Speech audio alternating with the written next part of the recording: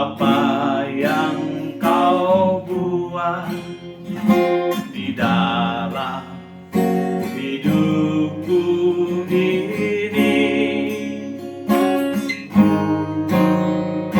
Hanya air mata, tanda sukacita mengalir di hidupku. Mari sama-sama katakan, bila ku melihat hidupku ya Tuhan, bila ku melihat apa yang kau buat di dalam hidupku ini. Hanya air mata, tanda sukacita mengalir di hidupku. Ku bersyukur ya Tuhan, ku bersyukur, ku bersyukur atas kebaikan-Mu, Yesus. Ku bersyukur, ku bersyukur atas kasih setia-Mu. Bersyukur, ku bersyukur, ku bersyukur atas kebaikan-Mu, Yesus. Ku bersyukur, ku bersyukur atas kasih setia-Mu. Amin. Atas kasih setia-Mu ya Tuhan Yesus, atas kasih setia-Mu. Haleluya, haleluya, terima kasih Tuhan, terima kasih. Sungguh baik Engkau ya Tuhan. Kalau kami mengingat-ingat kebaikan-Mu dalam hidup kami, sungguh kami mau belajar tidak pernah kecewa, tidak pernah mengalami sebuah duka cita karena ujian yang berat kami sedang hadapi. Tapi kami tahu segala sesuatu yang Tuhan izinkan untuk membawa kami sampai kami mengenakan manusia baru. Ya Tuhan, inilah paradigma baru yang Tuhan mulai bukakan bagi kami semua. Dalam tuntunan sepekan ini, pimpin sertaikan hamba-Mu juga Tuhan yang terbatas ini. Tolong hamba-Mu itu dengan kuasa-Mu tak terbatas, sampaikan isi hati-Mu Bapa. Kami siap menyambutnya di dalam nama Tuhan Yesus Kristus. Kami bersyukur dan berdoa bersama yang sudah menyambut tuntunan sepekan ini, katakan amin. Tepuk tangan buat Tuhan Yesus. Shalom, shalom buat kita semua. Wow, gak kerasa rasanya ini udah hari yang keempat ya. Hari Kamis ini tanggal 29 September 2022. Saya berdoa dan percaya Bapak Ibu Saudara kita semua dapat fokus mendengar dan mengimani, lalu mempraktekkan kalau ada tuntunan di sana. Dan kalau saya menyampaikan terbatas, tentu pasti begitu terbatas. Tetapi Roh Kudus, saya doa biar Tuhan menerjemahkan di setiap kita hikmat pewahyuan akan manusia baru ini sampai kita menjadi keserupaan dengan Kristus terjadi. Yang percaya katakan amin. Nah, hari ini saya ingin melanjutkan yang kemarin hari Rabu. Saya sudah bicara tentang Yohanes Pembaptis ya. Tuhan Yesus bicara tentang Pembaptis. Saya ingin ceritakan sedikit lah ya. Yohanes Pembaptis itu dalam Lukas pasal 7 itu punya satu kegundahan. Kenapa? Sesudah melayani, Yohanes Pembaptis dipenjara. Yohanes Pembaptis dipenjara gara-gara kasus Herodias. Dipenjara tuh dia. Pokoknya kasus skandal yang menerpa seorang pemimpin bangsa ya, pemimpin negara, dan akhirnya dia terpenjara. Waktu dia terpenjara, dia kok nggak ada pertolongan gitu saudara. Hari ini kita seringkali dihadapkan dengan kenyataan Tuhan sepertinya berlambat-lambat menolong kita.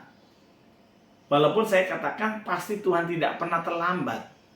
Dan maksudnya tidak pernah yang buruk buat kita. Pasti ada sebuah rencana yang terbaik. Amin. Nah, kalau saudara ada di dalam keadaan seperti Yohanes Pembaptis, saya juga memaklumi karena sementara firman disampaikan secara gamblang, Yohanes Pembaptis itu dihargai oleh semua orang sebagai nabi loh. Karena kiprahnya dalam sebuah pertobatan satu bangsa begitu kuat. Dihargai, bahkan ahli Taurat pun takut sama Yohanes Pembaptis. Karena kata-kata yang dikatakan oleh dia adalah kata-kata penuh kuasa. Ingat saudara, sebelum Yohanes Pembaptis melakukan pelayanan, dia mengasingkan dirinya. Dia menerima kuasa di padang gurun, dia dibentuk di sana.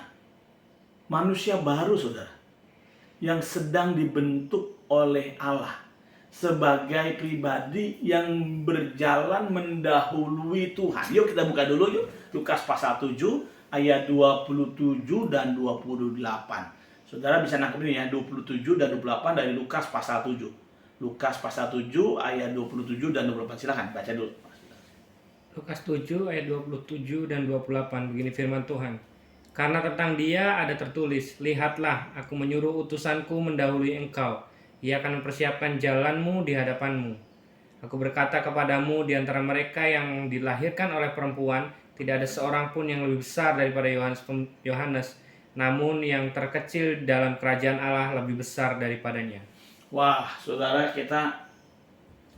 kenapa Yesus menyatakan tentang Yohanes itu tidak jauh lebih besar dibandingkan yang terkecil dalam kerajaan surga? Kenapa? Karena imannya goyah karena seperti Tuhan berlambat-lambat. Ada kesangsian Yohanes akan Mesias yang diwakili oleh Kristus. Ada kesangsian bahwa perjalanan pelayanannya masih on the track. Ada kesangsian, keraguan-raguan di hatinya kalau dia masih di dalam koridornya Tuhan. Kenapa? Sampai dia mengutus utusan kepada Yesus dan bertanya, engkaukah itu Mesias yang akan datang? Atau kami harus menunggu lagi yang lain? Di sini mengejutkan kita Bapak Ibu. Tokoh revolusioner Israel sekelas Yohanes ragu, padahal dia mengalami perjumpaan sendiri dengan Tuhan. Bahkan dalam kandungan Elizabeth mamanya, dia sudah kepenuhan Roh Kudus. Dan saudara tahu, ini adalah sebuah refleksi dari sebuah era atau zaman di mana Tuhan mempersiapkan satu orang untuk jalan raja kemuliaan, atau dia sebagai forerunner. Saya coba tidak mendiskreditkan Yohanes sebagai ini. Saya sedang membacakan apa yang menjadi pembahasan, apa yang menjadi titik fokus pembahasan Kristus soal Yohanes. Yang kemarin sudah dibaca juga ya, kita sudah mendengarnya. Hari ini kita bahas lebih dalam lagi. Jadi ini adalah sebuah pelajaran bagi kita nih, manusia baru yang berikutnya, yang akan berjalan mendahului Yesus. Dikatakan menjelang hari Tuhan, maka Tuhan akan mengutus roh Elia. Bahkan dalam Wahyu pasal 11 ayat 1 sampai berikutnya saudara menemukan di sana bahwa ada judulnya tentang dua saksi Allah. Allah mengutus dua saksi Allah mendahului sebelum zaman sesudah ini akan berakhir. Yang satu adalah kemampuannya untuk menahan hujan. Siapa lagi selain Elia? Tidak ada. Elia, roh Elia. Yang kedua, yang dapat mengubah air menjadi darah. Siapa lagi kalau bukan Musa? Ya, Musa dan Elia. Dua tokoh ini mewakili satu tentang orang yang menerima kuasa kunci kerajaan sorga. Yesus pernah bicara kepada para murid waktu dia bertanya, siapakah aku menurut orang banyak yang kamu dengar? Siapakah menurut orang banyak tentang aku? Murid bilang, ada yang bilang Elia, dan sebagainya begitu. Lalu Yesus berkata, menurutmu sendiri siapakah aku? Yesus tunggu siapa mau jawab. Ternyata Petrus angkat tangan, ya aku. Akhirnya begitu ya. Engkau adalah Mesias, anak Allah yang hidup. Wah, semua tepuk tangan. Termasuk Yesus bilang, wah hebat nih Petrus gitu kan ya. Tapi Petrus nggak sampai situ senang. Yesus berkata, bukan manusia yang menyatakannya, tetapi Bapakku yang di surga menyatakan bagi kamu. Maksudnya gini, saudara. Kalimat Bapakku menyatakannya dirinya bagi kamu adalah sebuah perkenanan penunjukan kita sebagai manusia baru. Sebab tanpa perkenanan Allah kita nggak akan bisa berjumpa dengan Tuhan. Amin ya. Kita nggak bisa menerima Yesus kalau bukan Tuhan menghendaki. Cara apapun Tuhan bisa buat agar kita menjadi miliknya kalau Tuhan menghendaki. Dan hari ini kita bersyukur kita ada di dalam lingkungan di mana Tuhan menghendaki kita menjadi milik Tuhan. Pertanyaannya, apakah kita menjadi orang yang sungguh-sungguh menjaga keselamatan ini atau tidak? Itu cara lain, itu soal lain. Nah, sekarang saya ingin mencoba memfokuskan kepada apa yang Yesus ngomong kepada Petrus dan kepada para murid.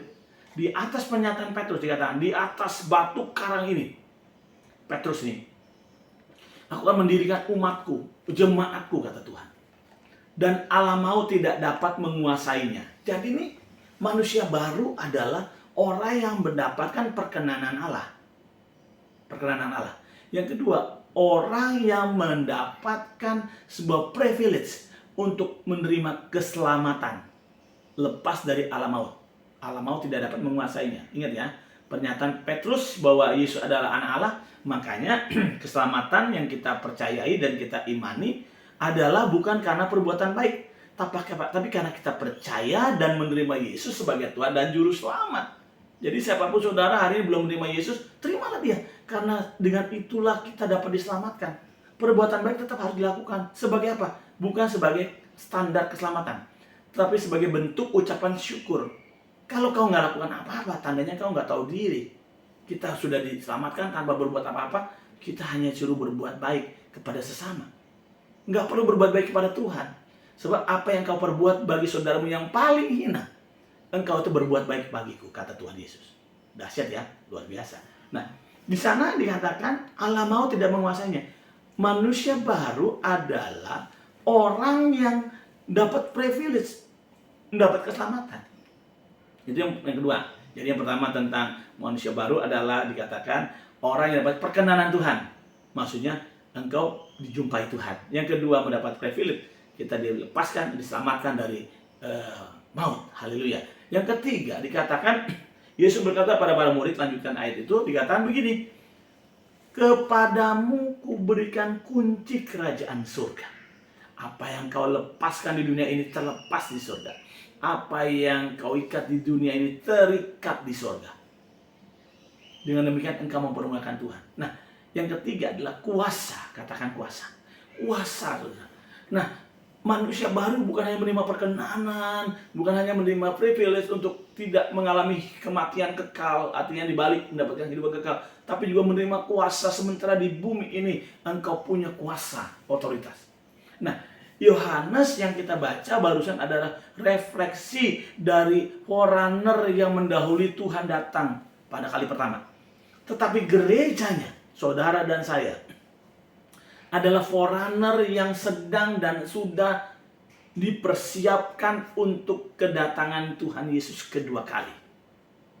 Pertanyaannya, bagaimana caranya dibentuk? Yang pertama, dalam kuasa Elia, itu bicara tentang kuasa, power of the Holy Spirit, kuasa Roh Kudus. Yang kedua, ada dalam sebuah cover penggembalaan. Anda dan saya ditopang, ditolong oleh 5 jawatan. Ada gembala, guru, rasul, nabi, penginjil. 5 ini membangun tubuh Kristus. Nah, saudara dan saya sedang dibentuk ke arah situ. Nah, dikatakan apa? Tadi yang baru kita baca tentang Yohanes Pembaptis. Dia tidak menjadi lebih besar, akhirnya menjadi lebih kecil daripada yang terkecil di kerajaan surga.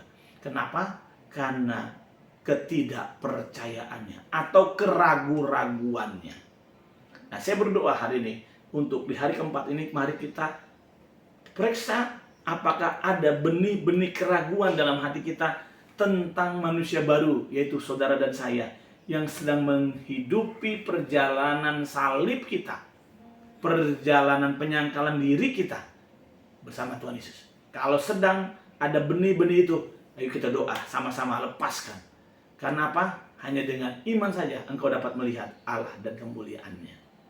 Sekali lagi, berikan hati kita, hidup kita terus dipakai Tuhan. Mari kita berdoa. Bapa, mau berdoa bersyukur karena Engkau dalam anugerah-Mu menyertai gereja-Mu Tuhan. Dan saat ini kalau kami boleh sampai di hari keempat ini, kami sedang menerima kuasa sebagai manusia baru, sebagai manusia yang mendapat perkenanan Tuhan, mendapatkan privilege untuk keluar dari kematian kekal, dan juga untuk menerima kuasa.